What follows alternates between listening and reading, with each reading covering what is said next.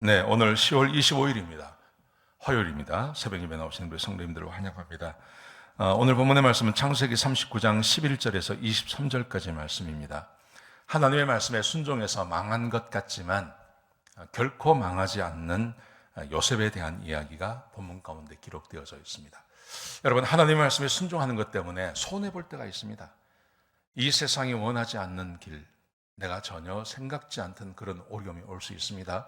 그런데 그 어려움은 어려움으로 끝나는 게 아니라 하나님의 축복으로 이어진다는 것을 기억하셔야 됩니다. 그러므로 우리는 하나님의 말씀에 당당하게 순종할 수 있는 것입니다. 자, 오늘 본문에 보시면 좀 비극적인 이야기가 기록되어져 있습니다. 어제 요셉이 자기 주인의 안주인 밧세바가 계속해서 유혹을 하지만 하나님 앞에 범죄할 수 없다고 그것을 물리치지 않습니까? 자, 그러다가 이 밧세바가 계속 이 보디발의 부인이 계속해서 자기를 이렇게 유혹을 합니다. 유혹을 하는데 유혹을 하다가 이제 오늘 본문에 보시면 그런 이야기가 기록되어 있습니다. 14절, 15절에 보시면 요셉이 집에 들어갔는데 거기 아무도 없었어요. 아무도 없어서 아무도 없는 줄 알았는데 거기에 자기 보디발의 부인이 거기 있는 겁니다. 보디발의 부인이 거기 있었고 보디발의 부인이 자기를 유혹하는 겁니다. 그러자 요셉이 옷을 벗어두고 도망을 가버렸습니다. 그러자 이 여인이 생각을 했겠죠. 도대체 이 요셉을 어떻게 유혹할 방법이 없으니까 이 사람을 감옥에 보내야 되겠다, 죽여버려야 되겠다, 이렇게 생각한 것 같습니다. 그래서 막 소리를 지르고 사람을 불러서 요셉이 벗어놓고 간 그 옷을 이야기를 하면서 나를 강간하려고 했다. 그래서 내가 소리를 지르니까 도망을 갔다, 이렇게 말을 하는 겁니다. 그리고 자기 남편을 기다리다가 자기 남편이 오니까 이야기를 해버리는 겁니다.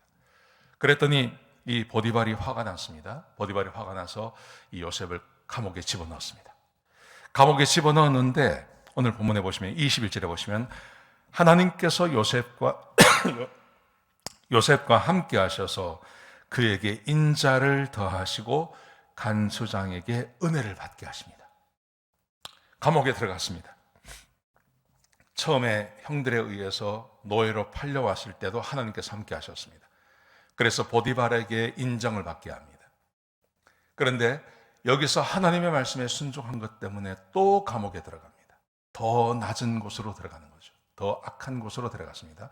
근데 거기서도 하나님께서 함께 하셔서 인자를 베푸셔서 간수장에게 은혜를 받게 하십니다. 오늘 본문에 보시면 이렇게 되어 있습니다. 간수장이 옥중의 죄수를 모두 다 요셉에게 맡깁니다. 그리고 재반 사물을 요셉이 처리하도록 뒀습니다. 그리고 간수장은 이 요셉이 하는 일을 살펴보지도 않았습니다. 믿을만 했으니까요.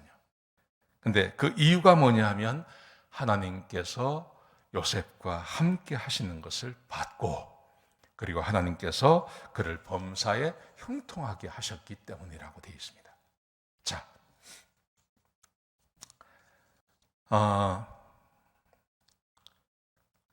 실제로 사람이 좀 좋은 일을 할 수도 있고 어려운 일을 할 수도 있습니다. 환경이 좋을 수도 있고 환경이 나쁠 수도 있습니다. 여러분, 그런데 환경이 좋다고 해서 환경이 좋은 것은 아닙니다. 환경이 좋은데 내 능력 밖의 일을 해야 됩니다. 얼마나 스트레스가 많을까요? 얼마나 힘이 들까요? 그런데 객관적으로 보면 감옥같이 아주 어두운 곳입니다. 아주 나쁜 곳입니다. 그런데 거기서 하나님이 함께 해주십니다. 하나님께서 함께 해주셔서 그 일을 다 형통하게 하고 사람들에게 인정받게 해주십니다. 여러분, 어느 게 더 좋을까요? 객관적으로 환경이 좋다고 해서 항상 좋은 것은 아닙니다. 그렇지 않습니까? 능력 밖의 일, 환경이 아무리 좋아도 거기에 나 혼자 있어요.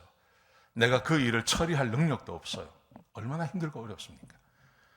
그런데 감옥처럼 아주 어렵고 힘든 곳에 가 있었지만 하나님께서 함께 해주세요. 그래서 일을 잘 처리하게 해주시고 형통하게 해주세요. 여러분, 그렇다면 그 감옥이 훨씬 더 나은 거 아니겠습니까? 저는 이것이 하나님께서 함께 해주시는 복이라고 생각합니다. 나중에는 이 요셉이 그 궁중에 들어가서 총리가 됨에도 불구하고 그 일이 버거운 것이 아니라 하나님께서 함께 해주시니까 그 일도 잘 처리하지 않습니까? 결국은 하나님이 함께 하시는 곳이 좋은 곳이라는 거죠. 여러분, 하나님이 함께 하시는 곳이 어떤 곳입니까? 그게 교회 일만 그런 것입니까? 아닙니다. 예수님께서 이 땅에 오셔서 우리에게 구약이 없는 새로운 개념을 하나 말씀하십니다. 그게 하나님의 나라가 이곳에 임한다는 것이죠. 지금 이 요셉에게는 하나님의 나라가 임하는 것입니다. 하나님이 함께 하셔서 하나님께서 통치해 주시는 것입니다.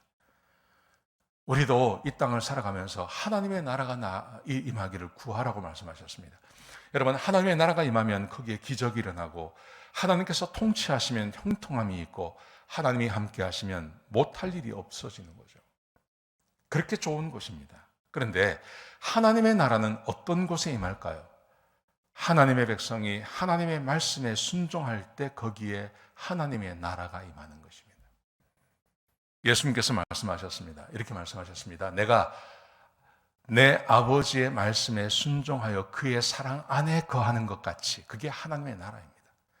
예수님께서도 하나님의 말씀에 순종해서 하나님의 사랑 안에 있게 되는 것, 그게 하나님의 나라인 것입니다. 마찬가지로 우리도 마찬가지입니다. 예수님께서 너희도 내 말 안에 거하면 내 사랑 안에 거하게 될 거다. 오늘 요셉이 하나님의 말씀에 순종해서 하나님의 나라가 그 감옥이지만 그곳에서 임한 것처럼, 우리가 지금 어떤 형편이 있든지 그 있는 곳에서 하나님의 말씀에 순종하며 살아가면 거기에 하나님의 나라가 임할 줄로 믿습니다. 사랑하시는 성도 여러분, 이 말씀 꼭 믿으셨으면 좋겠습니다. 어떤 형편에 있든지 어떤 처지에 있든지 하나님의 말씀에 순종하며 지내시기 바랍니다. 그러면 거기에 하나님의 나라가 임하게 되는 것입니다. 오늘 하루 하나님의 나라가 임하여서 여러분이 하시는 모든 일에 하나님의 형통함이 임하시기를 주의 이름으로 축복합니다. 기도하시겠습니다. 아버지 하나님, 귀한 말씀 주셔서 감사합니다. 요셉이 하나님의 말씀에 순종함으로 형통함을 누린 것처럼 우리도 주의 말씀에 순종해서 형통함을 누리게 하여 주옵소서. 환경이 아무리 좋아진들 하나님께서 함께 해주지 아니하시면 아무 소용없는 줄로 믿습니다. 내가 어떤 곳에 있든지 아무리 힘들고 어려운 바닥에 있다 하더라도 하나님이 함께 하셔서 형통함을 누리게 되는 주의 백성들이 되게 축복하여 주옵소서. 주님 감사합니다. 예수님의 귀하신 이름으로 기도드렸습니다. 아멘.